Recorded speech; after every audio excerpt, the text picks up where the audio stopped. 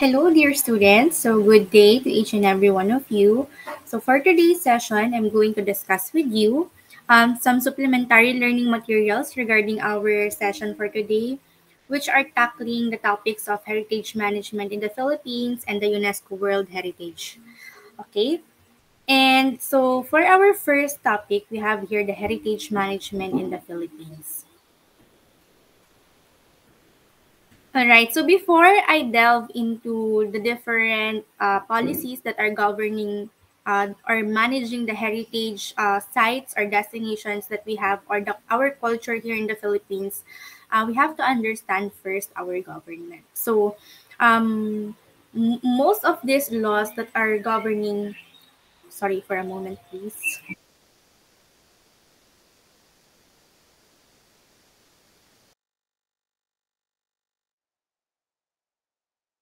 Sorry, that was my alarm for my mother's medication. So going back, we have to understand first how our government works in order for us to understand the difference between the presidential decrees and the republic acts that were executed to manage and govern our heritage destinations and our culture to protect our heritage and culture. Okay, so first we have our Philippine government system. And we have the following. No? Uh, we have the following. We have yung executive natin, legislative, and we also have the judicial. So, the Philippines is a republic with a presidential form of government. No, meron tayong presidente. Wherein, power is equally divided among its three branches. So, as you can see in your screen, you have the three branches of our Philippine government. We have the executive, legislative, and judicial. Okay? The presidential system of the government is the principle of separation of powers, wherein itong legislation, it belongs to Congress, and then execution to the executive, and then the settlement of legal controversies to the judiciary. Sorry. Masyado ako mabilis magsalita, kaya nabubulol ako. Yan. So, moving forward, in order for us to understand better of how these branches are working together, no, for our government, we have here the separation of their tasks, no, or what they are composed of. So, for the executive branch of the Philippine government, this is composed of the president and the vice president. Okay? So, sila yung parang executive, yung head, no? And the president may appoint his or her cabinet members. So, itong president and vice president natin, they are elected by direct popular vote, just like what I know most of you are already familiar of what I'm talking about, and I think most of you are already in a vote in the legal voting age, no? So you know what I'm talking about. So ito, the Constitution grants the President authority to appoint his or her cabinet. So, itong mga departments, they form a large portion of the country's bureaucracy, itong executive branch natin. So, for you to understand better, ano ba yung cabinet? Hindi siya sa clothes, Wow. Uh, ang corny. Okay, so, yung sa cabinet, ito yung mga secretaries na ina-appoint ng presidente natin that would help him or her magbibigay ng advice on how they could govern the different affairs of the government. Parang for example, sa agriculture, meron tayong sa budget, meron tayo sa energy, sa finance, we also have education, social welfare, national defense, foreign policy, and so on and so forth. So ito yung mga parang Department of Education, Department of Budget, ganyan, Department of Agriculture. So meron yan naka-appoint na mga cabinet members or cabinet secretaries as we call them. So sila yung nag-a-advise sa presidente of how they could manage the different affairs of those departments. Okay? So ganun siya.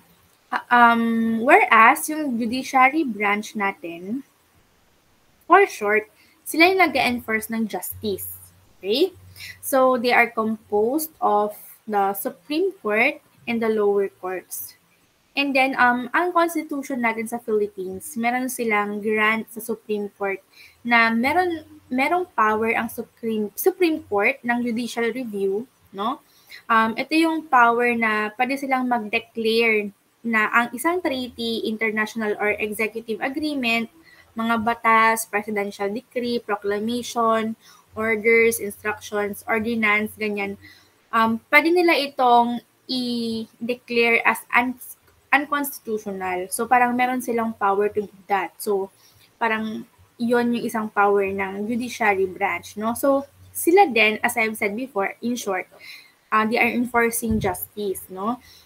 They have the power to settle controversies involving rights that are legally demandable and enforceable. Meaning, basta naaayon sa batas, they can settle yung mga kasong ganito. So parang yung mga they can settle the cases that are being filed because of unlawfully acts, ganyan.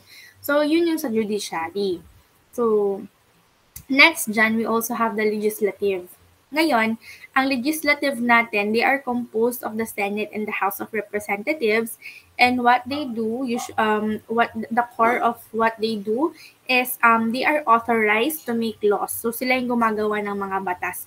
Sila din yung mga nag-check ng batas, pero pwede nilang parang i-alter or parang i-repeal yung mga na-execute na or naipasa ng mga batas, no, through the power vested in the Philippine Congress. So sila yung may hawak nung part ng government na yan. So that's the legislative branch. Okay? So now, let's move forward.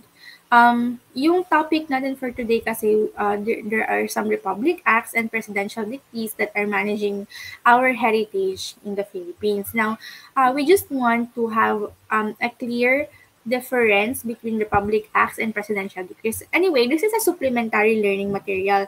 Ang kailangan nyo lang naman talagang mag-focus is yung mga RAs and PDs that are in your student activity sheets because those are the laws that are directly affecting heritage management in the Philippines. Okay? For a moment, let me just check if I'm still on record. Baka mamaya dami kong sinasabi, hindi pala ako naka-record. Okay, I'm on record. Alright. So, yun. So, ngayon, this is just a supplementary learning material for you to understand better. Ano ba yung RA saka yung PD na yan? And ano ba yung pinagkaiba nila? Okay, so pareho silang batas. Okay? Ang Republic Act, ito is yung how a law usually passes or how a law is usually processed. Ganon. So, dumadaan siya sa tamang proseso like ginagawa siya ng legislative branch of the government and it is being signed by the president for approval. Okay? Whereas yung presidential decree, it is directly created by the president. So, from the executive branch ito. Hindi siya dumaan sa legislative branch na siyang gumagawa ng mga batas. Okay? So, decrees are usually issued as decisions in certain circumstances. And ang mga Republic Act, as like I have said before, no, ito yung mga law na passed purely by the legislative branch in the normal way or in the normal process. Ang presidential decree, to explain further, this is an innovation that was made by President Ferdinand E. Marcos, no, during the proclamation of martial law. So, this is his way of transferring yung power ng legislative branch to the executive branch and siya yung executive branch natin. Okay? So, parang ang nangyari dyan is nawala yung legislative branch at napunta sa kanya yung power. That is why he was able to have some, he was able to execute the presidential decrees that were that came out during his time. Okay? And only President Marcos Sr. issued presidential decrees. When the presidency went to President Corazon Aquino, she recognized the validity of the presidential decrees that were issued by former President Marcos, and yung mga iba, pwede naman sila na-repeal sila, pero she recognized most of the presidential decrees that were issued back then. So until now, they are still being implemented in our government, in our society. All right, so that's the difference between the Republic Acts and the presidential decrees. Now, let's go into the different Republic Acts for heritage management and the presidential decrees that are related to heritage management. Actually, I'm not going to delve into this further because the minimized version and the most understandable version are already printed out in your student activity sheet. So it was made easier for you to digest or understand already. So you have to read your student activity sheets regarding the compressed details of these laws. Okay, so we have here. I just enumerated here the different Republic Acts for your convenience and probably for your reference. But all of these are already discussed in your student activity sheets. Same with the presidential decrees here in my slides. All right.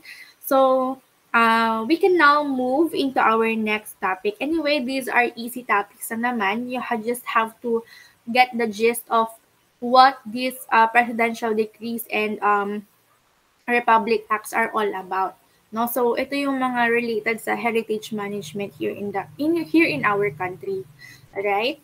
So now, we're going to move forward to the introduction of UNESCO. So this is your SAS 17, if I'm not mistaken. SAS 17 or 18. Let me just check. Okay, so this is your SAS. Sorry, Okay, 19. So the previous one, it's SAS 18 and this one is your SAS 19. So most of the details of UNESCO is already actually can be read in your student activity sheets, but I'm just going to add some details that are not there or just enunciate some important details that are already discussed in your student activity sheets. Alright, so it's very imperative, or sorry, it's very important that you have to read your student activity sheets because the compressed knowledge that you have to learn about is already printed there. Okay, so I'm just giving you supplemental information for your learning and for expanding your knowledge as well regarding our topics. Okay.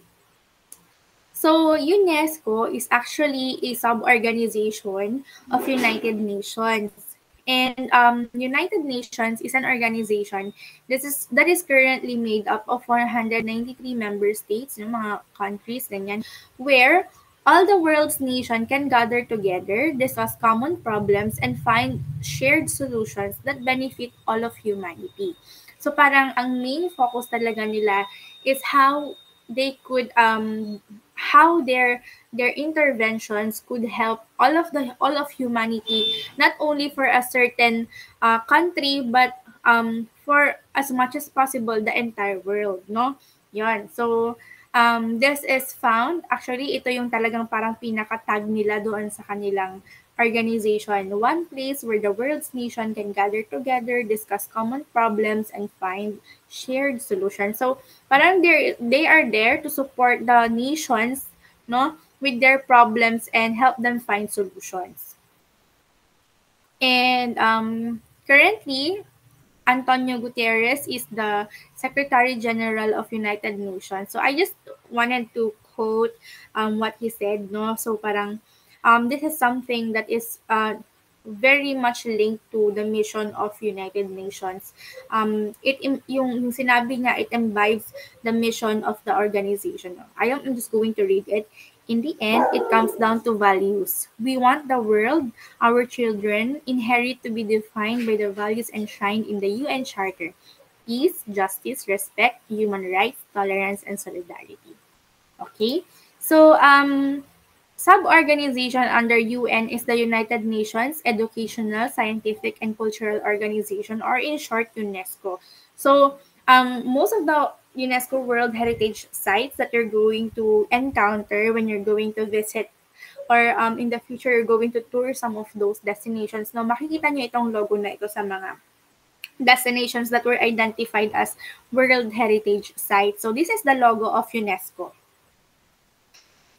And UNESCO is very much into protecting world heritage kasi they believe that by promoting world heritage, you are also promoting unity among the nations because you're getting to know their culture, getting to know the places, ganyan, and promoting tourism na rin, no? That would boost yung camaraderie and interaction between people of different nations. Okay? So, parang ganun siya.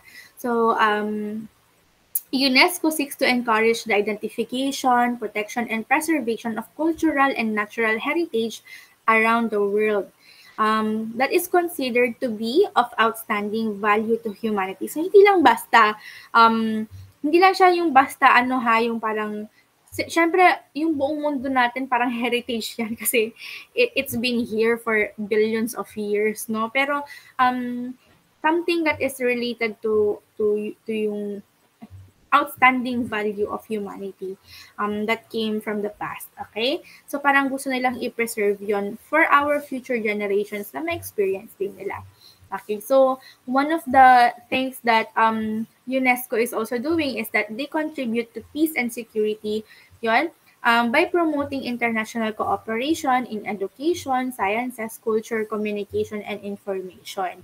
So yon, so parang it's still linked to the original mission of United Nations, which is to contribute peace and security. So parang ito, focus lang siya, nag-focus siya doon sa educational, science, and cultural aspect.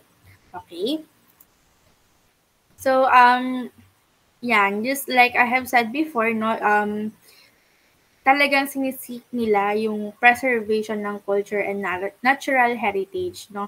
Hindi lang nung culture, pati yung mga natural na heritage natin. Which is why, kaya merong mga UNESCO World Heritage Sites na mga natural destinations, no? For example, yung mga Tubataha Reef natin, ganyan, yung Palawan Underground River. So, parang ganun siya. And furthermore, I would like to make you see yung number of ano natin, yung current number of UNESCO World Heritage Sites per region. So it's divided per region, hindi siya per continent. Ito lang.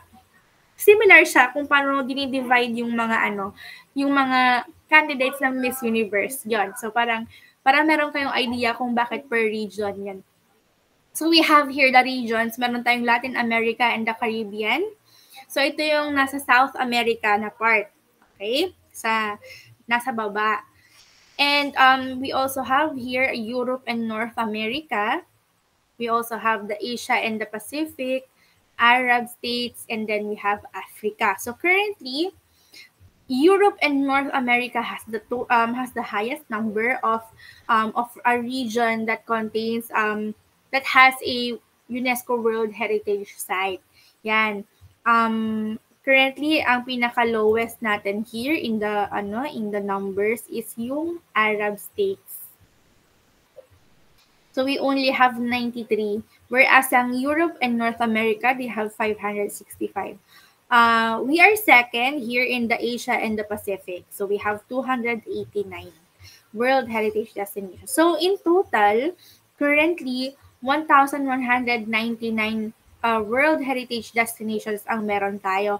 And take note that this is not the final number. It keeps on increasing because we have yung mga nababasa ninyo sa student activity sheets ninyo, meron kayo dyan mga tinatawag na nasa tentative list ng World Heritage Site. So, they are up for consideration na ma-add doon sa actual list ng mga World Heritage Sites that we already have currently this year. Okay? So, ganun siya nag-work.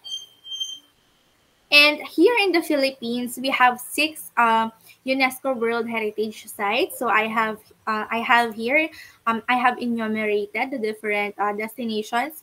We have Vegan City, the rice terraces of the Philippine Cordilleras. We also have the Baroque churches of the Philippines. So yung mga Baroque churches natin, hindi lang iisa to ha. So madami sila and they are spread all throughout the country. And we also have the Puerto Princesa Subterranean River National Park. So ito yung parang, I have mentioned kanina yung underground river. And we also have, sorry, yung aso namin maingay. Alright. Yun. We also have the Tubataha Reefs Natural Park and the Mount Hamiguitan Range Wildlife Sanctuary. So, yung pinaka-first na tatlo dito, as you can see in the map, andito sila sa Luzon. But some of the churches are actually spread all throughout the country. Then you have your Puerto Princesa here. I don't know if you can see my mouse. Pero andito siya sa bandang, may nakalagay na number 2. And nearby is a Tubataha Reefs Natural Park somewhere in Mindoro. Okay, so you have already seen that from my previous discussions. Okay, so that's what we have here in the Philippines. And I'm just going to give you some facts regarding the UNESCO World Heritage Site. So this is no longer included in your student activity sheets because we are focused in the Philippines and Southeast Asia. Kasi ang dami nga naman, 1,000, hindi natin matatapos lahat yan.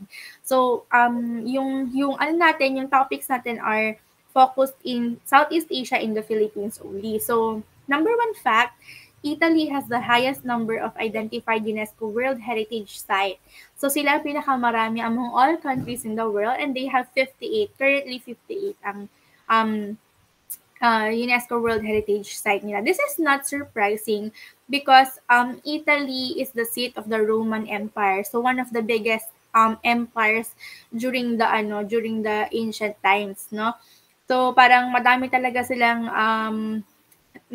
silang mga naiambag sa culture that was spread all throughout the world, no? Yung kanilang yung reach ng culture nila back then is talagang malawak yung spread. Yon. Okay? And another fact is Europe is the continent with the highest number of UNESCO World Heritage Sites. So in combination with North America as well, mas lalong madami. So yan. And another fact that we have regarding UNESCO World Heritage Sites is that during the first year of UNESCO, nung nag-establish sila ng mga, when they appointed UNESCO World Heritage Sites, no, there are only 12 that made the list, no, or that were inscribed. And these are the following. So I'm just going to briefly show you some photos and some short descriptions of these first UNESCO World Heritage Sites. Okay? So, they are not in the, this is in no particular order. Walang mas mataas sa kanila, walang mas mababa. Pare-pareho silang first sa list ng World Heritage Site natin. So, first we have here the Aachen Cathedral. Okay? So, sorry. I'm not sure if that's a proper pronunciation, Aachen or Aachen. So that's the cathedral that is located in Germany. So it used to be the royal residence of the Emperor Charlemagne. Okay? So si Emperor Charlemagne, he is the first emperor of the Roman Empire. Okay? And itong cathedral na to, it served as the principal coronation site of Holy Roman Emperors. Yun. For a moment, let me just double check again my recording. Okay, I'm still ongoing sa record ko. Yun, okay? So, ano siya? This is it. Ito yung parang nag-serve na principal coronation site ng mga Holy Roman Emperors and mga German kings during the Middle Ages and the Reformation period. So, ganun siya parang ka-significant in the culture of Rome and yung sa Roman culture and also sa Germany. That is why it was listed. Another one is the city of Quito in Ecuador. So, this is the capital of Ecuador. It's similar to Manila, no, capital of the Philippines. So, city of Quito, this is the oldest of all South American capitals, no? And Quito is notable for its well-preserved old town. So, para siyang for example, vegan, ganun na well-preserved yung old na town nila, yung Mestizo district as what we call. So, yon. And next on our list, we have the Galapagos Islands, which is located also in the Pacific Ocean of Ecuador. Okay, so itong Galapagos Island, they have 13 major islands, no? And itong islands na ito, it became internationally famous kasi it was visited in 1835 by Charles Darwin. So, I'm sure you're familiar with the name Charles Darwin. So, yung um uh parang na curious kasi siya because this island has an unusual fauna. No, yung mga animals nila, they have some species here in Galapagos Island that can only be found in this particular island and nowhere else in the world. Okay? So parang yung unusual fauna ng islands na ito, it contributed to the groundbreaking theories na sinabi na nailista ni Charles Darwin doon sa natural selection na naipresent niya doon sa On the Origin of Species, no? Which came out in 1859. Yeah. So back then it became famous na. We also have here the historic center of Krakow.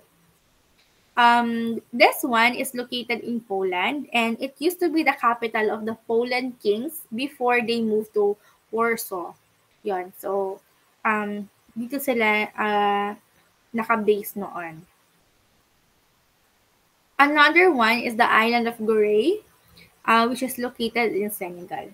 So, this was the site of one of the earliest European settlements in Western Africa nung nag-start na silang mag-venture all outside of Europe, no? So, ito yung isa sa mga earliest na settlements in the continent of Africa, especially in the western part.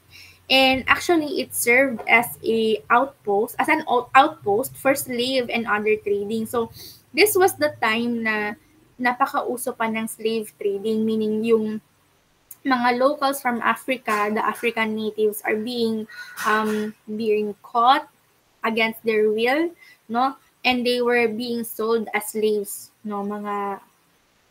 So, ito yung tinatawag nating slave trade noong unang panahon. And actually, this ran from 1536 until 1848. So, imagine, ganun katagal na nag-suffer yung mga Africans during this period because of the slave trade. So, binibenta sila as slaves. They are being sold as slaves in the US. They are being sold as slaves in the European countries. Another one is French kasi siya, Lons aux Meadows. Okay, so Lons aux Meadows National Historic Site is one of the first known European settlement in the New World. So ang tawag nila sa New World kasi noon, itong New World na ito, this is the new countries that are being explored by the European countries, especially the British, no? During the mga 1500s to 1600s yon. 1600s na 17th century, 1600s. Okay, so yun yung tawag nila sa US, ganun, sa Canada na na-discover nila, tapos ang tawag nila dun is New World. Ulit-ulit lang. Yun, so this is the first known European settlement back in Canada. So, ayan, it was also announced as one of the first World Heritage Sites. We also have the Mesa Verde National Park, and it used to be the dwellings of prehistoric Native Americans in the USA. So, yan.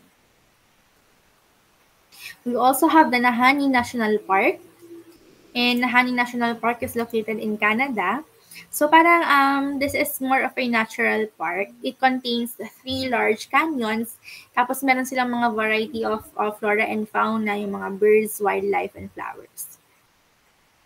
And then you also have rock-hewn churches, Lalibela. So this is located in Ethiopia. And this is named after the Queen Lalibela. No? Siya yung nag-order ng construction ng church na ito per their tradition. And, excuse me. The building that you can see in the picture It was created out of a solid rock, no? So isang buo lang siyang tipak ng bato na malaki. Tapos kinarve nila 'yon at ginawa nilang church. So kinarve nila from the outside and then kinarve ulit nila from the inside until nabuo nila itong building na ito. Sorry. For a moment. Patigilin lang natin sila. Ayun. So, parang kinarve nila sa isang buong rock yung buildings na nakikita nyo in our picture. Amazing, di ba? So, this is now a famous pilgrimage site for the religious. And then, we also have Simien National Park, which is located also in Ethiopia. So, this is home to a number of very rare species, which includes the Walia ibex. So, yung Walia ibex, makikita nyo rin siya sa slide ko. Meron akong picture na nilagay dito. Itong animal na ito, it cannot be found anywhere else in the world. It's only here in Simien National Park. So, dito lang siya makikita. And we also have the Wilicka and Bochnia Royal Salt Mines. So this is located in Poland, and this is the largest source of salt in Poland during ancient times. And it greatly contributed to their economy back then. Kasi sobrang dami ng naproproduce niyang salt. And sa sobrang laki nito, it has 9 levels, no? And 245 kilometer galleries. So, yung 245 kilometers, imagine nyo, same siya sa distance ng Manila to Baguio. Ganun siya kaluwag. And we also have here the Yellowstone National Park located in USA. So, here in Yellowstone National Park, you can have some wildlife viewing, camping, and also participation in indigenous cultural events. So, those are the 12 first UNESCO World Heritage Sites. No? So, thank you for listening and watching this supplementary learning material. That's the end of my lecture. Thank you.